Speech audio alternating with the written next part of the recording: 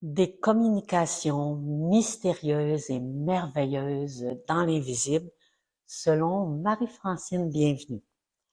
Alors, on va parler de télépathie et de l'âme collective. Alors, dans la télépathie, on sait que ça marche, on entend parler de jumeaux, de jumelles qui savent tout de suite comment l'autre se sent, que dans l'invisible, ils sont toujours en connexion. Euh, Pour ma part, j'ai senti une fois d'une façon surprenante, je suivais un cours de spiritualité et puis j'étais toute seule chez moi un samedi et j'ai senti que quelqu'un était en train de mourir et puis qui passait dans l'autre dimension et que c'était merveilleux, que ça se passait bien, bien, bien et je n'avais aucune idée de qui vivait ça. Et quand, au début de la semaine suivante, je suis retournée à mes cours de spiritualité, on a appris qu'un de la gang qui était mort dans un accident de kayak le samedi, on était, un groupe d'une trentaine, on était juste 7-8 qui l'avaient vécu. Puis moi, il y avait vraiment pas de raison. Il était pas si proche de moi que ça, mais j'ai aimé ça, vivre ça. Là, j'ai trouvé que c'était une très, très belle expérience de télépathie. Une autre expérience spéciale de télépathie que j'ai vécue, mon gars de 17 ans était parti en voyage aux États-Unis avec son ami Jimmy. Et puis, un matin très tôt, je reçois un téléphone à frais virés. Et dans le temps, il n'y avait pas les communications qu'il y a maintenant. Et puis, c'est Janelle qui me dit, on est au Nouveau-Mexique. C'est le froid qui nous a réveillés, plein de neige autour de notre tente. On panique. On a peur à l'hypothermie. On n'est pas habillé pour le froid. Pense à nous autres, Mom, pense à nous autres. Seigneur. Fait que là, j'avais un cours de yoga cette journée-là. Et j'ai parlé à France, qui, elle, a des enfants qui ont beaucoup voyagé. Puis j'ai dit, qu'est-ce que je fais? Elle dit, rappelle-toi, pendant son téléphone, est-ce qu'il y avait des bruits en arrière, des bruits de fond? Ben oui. Selon moi, il était dans un resto. Ben, elle dit, parfait. Il a pas quitté. Il est resté au resto, puis ils se sont réchauffés. Alors moi, pendant ce temps-là, dans les heures, les minutes qui ont suivi, les jours, je passais mon temps à envoyer de la télépathie à Janelle et je lui disais, as-tu une carte de crédit? Prends l'autobus et puis vous allez vous en venir en 3 jours. Jimmy a peut-être une carte de crédit, prends l'autobus, revenez-vous-en, vous allez vous en venir en 3 jours. Et au bout de 3 jours et demi, Janelle est revenue. Et puis il a dit, j'ai dit, comment vous vous êtes réfugiés? Il dit, au resto où on était, c'est un resto de camionneurs. Puis la fille, elle a dit, il y a des douches. Et allez dans les douches où c'est écrit out of order. Vous pouvez vous installer, dormir là, vous reposer là toute la journée, personne ne va vous déranger. Puis il dit, après, j'avais reçu ton message, 3 jours, 3 jours, 3 jours. Fait qu'ils ont fait du pouce jour et nuit pour arriver en 3 jours. Bon, bon, il avait compris une bonne partie du message, puis quand même, télépathie, j'étais contente. C'était un bon message télépathique. Un autre mystère de la télépathie, il est arrivé dans l'histoire que des savants découvrent la même chose et qu'il y a une chicane pour avoir l'exclusivité, l'enregistrement de la découverte, parce qu'il y a quelqu'un qui l'avait découvert en même temps en Europe, en Amérique du Sud, en Amérique du Nord, et puis ça, je trouve ça spécial. Ça, je le comprends pas. Ça, je le comprends pas, mais je crois que c'est notre âme collective, notre évolution collective qui se fait de façon subtile en même temps.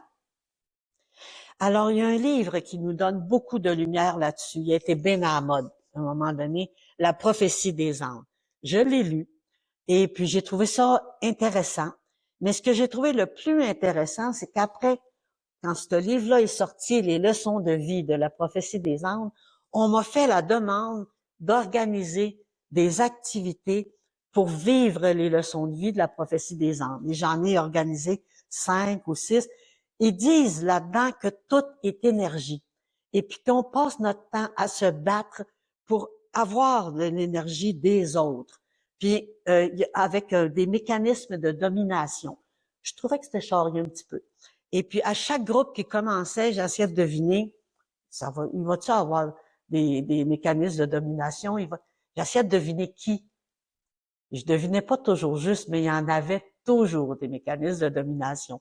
Et une des choses les plus intéressantes que j'ai vues là-dedans, c'est, ils nous demandent si on a déjà vécu dans notre vie un moment d'union avec tout ce qui est, un moment où tu t'es senti immense, tu t'es senti à tous les éléments à la fois, tu t'es senti plus grand que nature.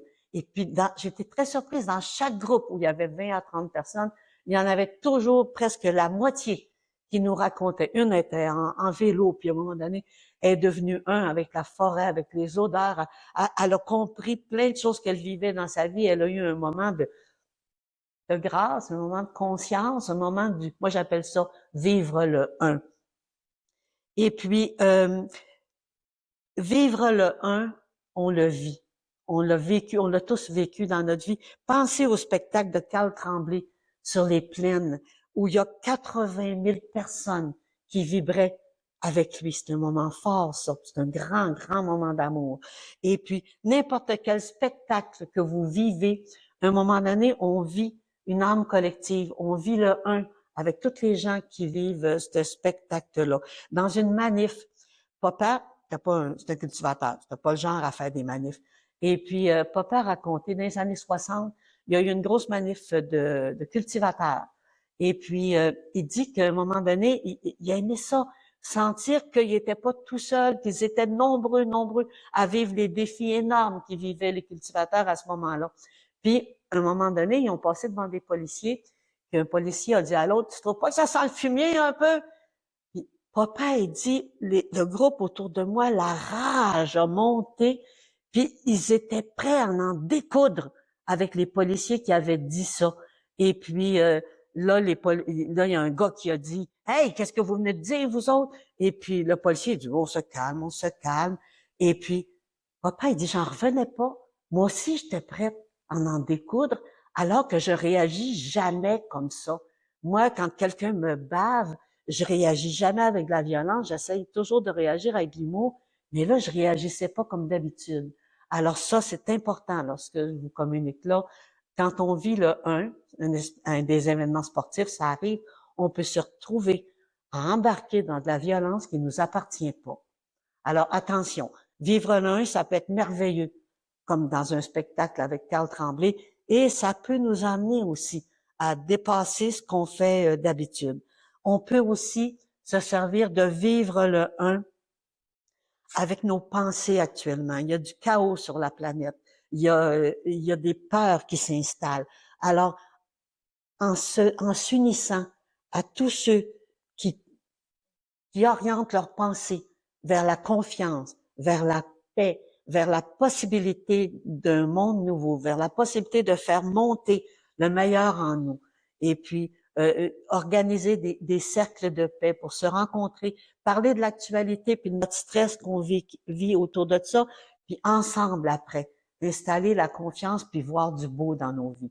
On peut se servir de l'âme collective, de la télépathie pour améliorer notre condition de vie en échangeant avec les autres et même tout seul chez nous, puisqu'on est unis à cette pensée collective. Alors, je vous remercie beaucoup de m'avoir écouté.